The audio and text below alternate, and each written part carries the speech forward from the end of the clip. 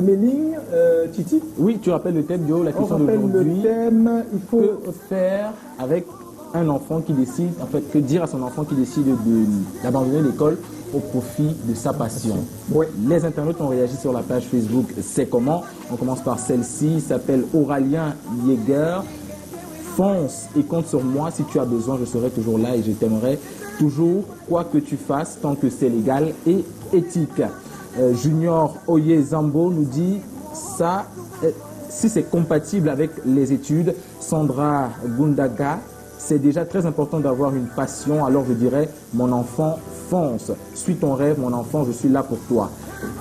Dans la suite des mailings, on a cette réaction très importante de Landry Bioc qui nous dit qu'il est d'abord important de lui rappeler que ça peut donner tout comme il peut échouer. L'important, c'est d'essayer et dans cette optique, il devrait avoir un plan B.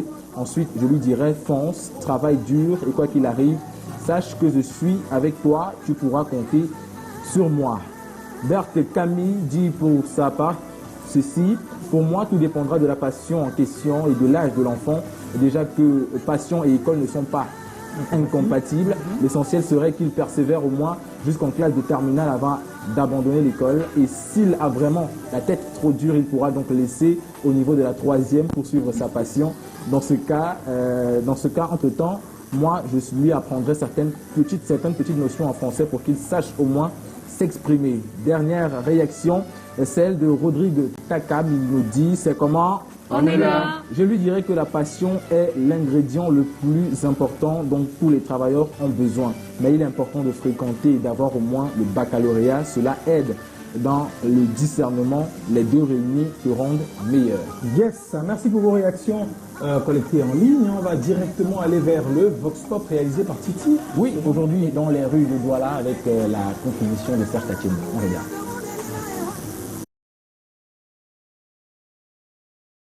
Le plus important, c'est que je sache quelle est d'abord sa passion.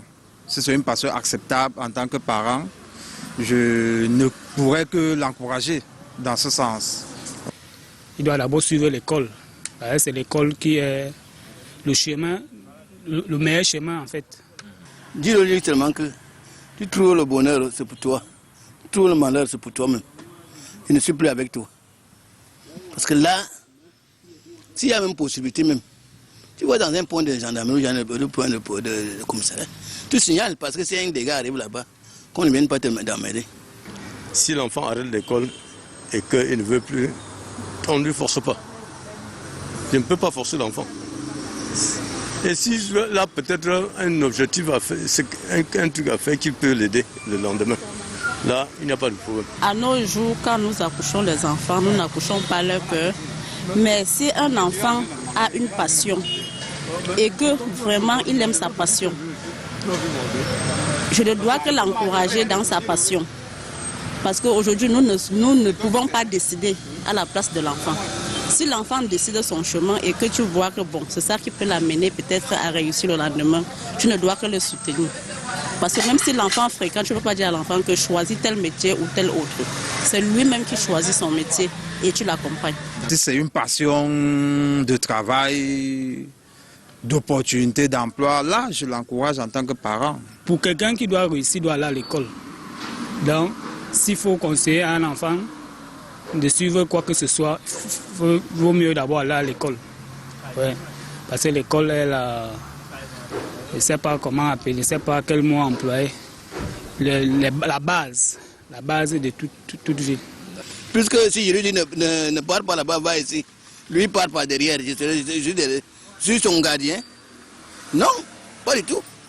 Donc si l'enfant trouve déjà qu'il a 10 francs, 50 francs, 100 francs, il est sage, tant mieux. Je ne peux pas accepter que l'enfant refuse l'école. Vous voyez, parce qu'il y a l'âge aussi. Si l'enfant a déjà 20 ans, il dit qu'il laisse l'école. 20 ans, il est encore le gosse, très gosse pour moi. Je ne dis pas que l'enfant doit laisser l'école à l'âge où il faut encore bien. C'est à l'âge où il doit bien fréquenter. Ce qui est sûr qu'un parent ne peut pas laisser peut-être son enfant laisser l'école étant tout petit. Mais si ça arrive, on ne doit que l'encourager. On ne doit que le suivre dans ce qu'il veut faire. Parce que quand l'enfant déjà dit non, tu fais tout, il dit non, tu ne dois que l'encourager sur ce qu'il veut faire. Malgré que ça t'énerve, mais tu dois quand même l'accompagner. Parce que l'exemple comme le football, il n'y a aucun parent qui peut dire à l'enfant de laisser son école pour aller jouer au football. Mais quand l'enfant décide, tu ne dois que l'accompagner. C'est l'école qui est la base. Parce que sans école, quel qu'en soit ce que tu iras faire, tu seras buté. Parce que c'est l'école la base, l'intelligence. Même manager les gens, il faut avoir un minimum de connaissances. Mais si l'enfant n'a pas ces connaissances-là, ça veut dire qu'il va droit au mur. Alors, oui. Réaction très intéressante. Oui, moi j'ai hâte d'entendre la maman sur la question. Hein. Oui, non, moi, je suis ce que je suis grâce à l'école. Hein. Donc je suis vraiment de ceux qui pensent que... Pas d'abord à l'école. D'abord à l'école. Tu vas à l'école. Tu pars pas à l'école, pourquoi? Il y a des raisons. Il y a des enfants qui ne sont pas très intelligents à l'école, qui ont la tête dure. Et qui sont tellement absorbés par leur passion. Oui, et qui sont dans notre domaine en fait. Il n'est pas né bête. Non, c'est pas qu'il est né bête, c'est qu'il est l'esprit plus ouvert à sa passion qu'à l'école. Voilà. Il trouve qu'à l'école, peut-être qu'il va perdre un peu plus de temps, alors qu'à sa passion, il se consacre mieux et il est plus compétent là-bas. Mais je pense que tout dépend de l'âge aussi. Tout dépend de l'âge. On ne va pas laisser un petit enfant qui dit je ne vais pas aller à l'école parce qu'il a décidé de ne pas y aller. Non, je ne pense pas. Maintenant, s'il est, il est au-delà de l'adolescence, bon, après c'est son choix. Mais si c'est un adolescent qu'on a à la maison, où vous imaginez un petit enfant vient vous dire maman je ne veux plus aller à l'école et vous lui dites ah mais oui, comme c'est ta passion, tu aimes le foot, moi je veux foot. Jamais. On est au Cameroun. Donc l'école d'abord, minimum, le niveau minimum pour la maman, ce serait quoi? Le baccalauréat. Le baccalauréat. Minimum, oui. Mais il reste important de suivre, d'être à l'écoute de la passion de l'enfant. Oui, mais on peut faire les deux. C'est pas incompatible. Je veux dire que si c'est légal, comme quelqu'un l'a dit, si ça se fait dans les règles de l'art, pourquoi pas? C'est pas incompatible. C'est pas incompatible, mais que l'enfant vienne vous dire que non, je ne vais plus aller à l'école. Oui, d'accord. Inimaginable. Mais on connaît le contexte dans lequel nous sommes. Oui, ça passe sous d'autres cieux, notre contexte. Si c'est des centres de formation spécialisés dans des pays et tout ça, oui, ça va bien marcher parce qu'on va former l'enfant dans un métier bien précis, etc. Mais dans notre contexte, ce n'est pas encore le cas. Non, ça ne marche pas. Calagan, un avis? Comment tu gères la situation? L'école est bien. L'école est bien. Ah ben, sous coupon. Voilà. Quel que soit ce que tu dois faire dans la vie, il faut d'abord avoir quelque chose là. La notion d'école te permet déjà de t'autogérer dans la société, pouvoir t'exprimer et être capable de gérer tes propres affaires. Parce qu'il n'y a pas que le boulot, il n'y a pas que ta passion. Hormis de ta passion, il faut avoir le charisme dans la façon de s'exprimer ou bien de gérer un dossier. Et tout cela maintenant vient intervenir le niveau scolaire. Quand même, si tu as la jugeote de savoir bien lire et écrire et faire des analyses de certains documents ou bien de certains faits, tout ça c'est l'école. À partir de quel niveau c'est imaginable alors pour toi? Mais baccalauréat. Quand tu as à partir du baccalauréat pour aujourd'hui, parce qu'avant avec le niveau BPC c'était bon, mais aujourd'hui l'école est un peu simplifiée. Vous allez voir, les épreuves ne sont plus composées de la même façon. Et ceux qui ont fait l'école d'hier et l'école d'aujourd'hui, on comprend que l'école est un peu simplifiée. Donc le minimum serait au moins le bac. Avant de penser à toute autre chose. Voilà. Ernestine? Je dirais que l'école n'offre pas que les connaissances. C'est une ouverture d'esprit incroyable. Donc c'est aussi ça. L'école, c'est quelque chose d'important dans la vie de tout le monde. Après, comme on l'a dit, on peut lier passion et école. Je connais plein de personnes qui fréquentaient et qui chantaient. Enfin, dans des cabarets, ils prenaient du temps pour se faire plaisir. Après, ils revenaient toujours dans leur cahier. Pour moi, c'est indispensable. Honnêtement, je dirais à ma fille ou à mon fils de ne pas lâcher. J'essaierai de faire en sorte qu'ils reviennent à de meilleurs sentiments, de meilleures idées, l'orienter de la meilleure manière pour qu'il ait un destin radieux. Voilà. Donc, pour toi aussi, l'école d'abord? L'école d'abord. Niveau minimum? La licence. Licence, bac plus 3. Titi?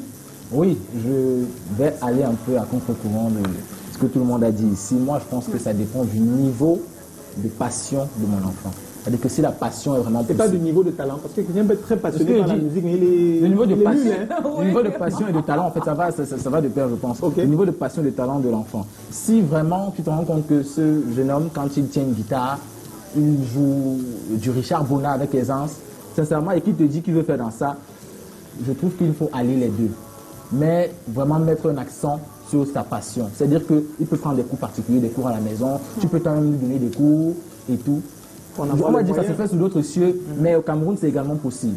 Et dans l'extrait qui va suivre, celui de Micheline Samet, qui est coach parental, elle nous dit ceci, que l'école est même un moyen d'entretenir la passion.